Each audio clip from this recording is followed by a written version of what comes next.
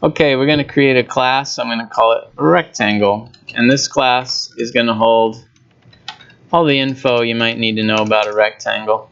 We're going to start with the two things the user adds, and those are going to be length and width. So I'm going to say length equals input into the length, and I'm going to go ahead and put int on there because we're going to do math with it.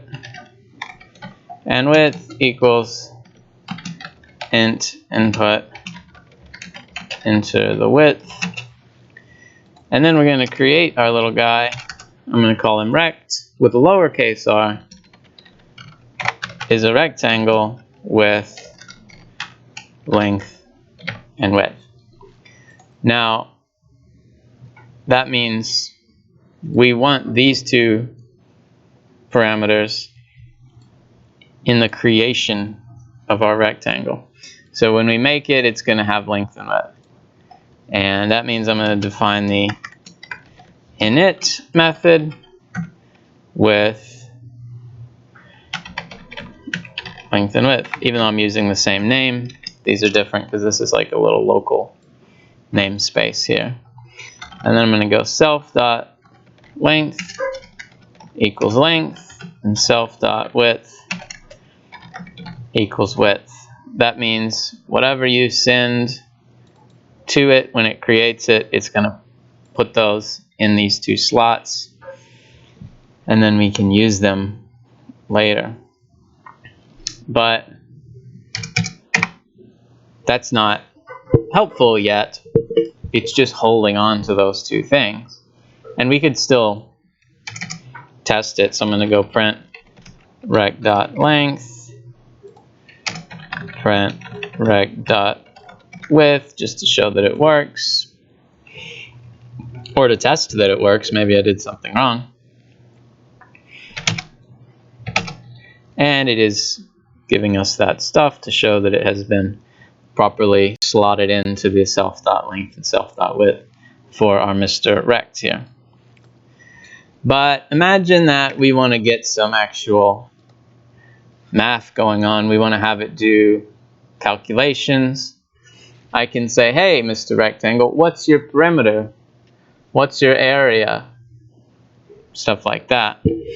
So we're going to make a little method for each of those. I'm going to call this perimeter, and I'm going to call this area. Usually with a method you want to give it a verb, but that's not always the case. Like when you say string.upper, the upper is not really a verb, but you know what it means. It's putting it into upper mode. And so if I say rectangle.perimeter, I think people are going to know what that means. It's not going to be confusing for the lack of a verb. So how are we going to make the perimeter? Well, when we use it, it's going to look something like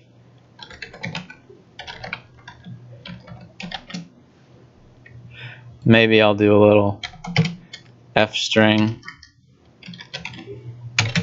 to show that we're describing what's what. And when I use it, I'm going to put rec.perimeter in a certain slot.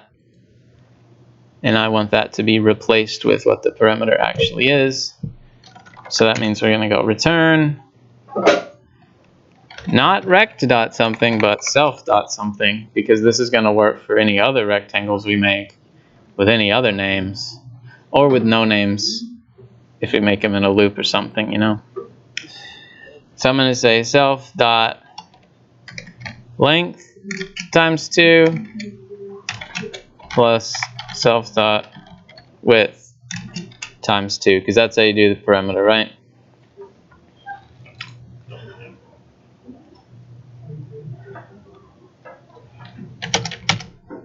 And that works. Sometimes you want to take off the spaces here just to show that, like, this is a term, this is connected, and this is a term, this is connected. Almost like an order of operations thing, that the guys that are close together are happening first. but it doesn't really matter. It's just whatever looks good to you. And this looks okay to me. It's fine. So my task for you guys is to take this. You don't have to type it all from scratch. Is to take this and fill in the area method so that it does what it needs to do, and then use it. So this program, instead of asking and doing one thing, it's going to ask and do two things. It's going to ask you for the length and width, give you the perimeter, and then give you the area, which means we need some stuff in here to do the calculation, and we need some stuff in here to spit it out.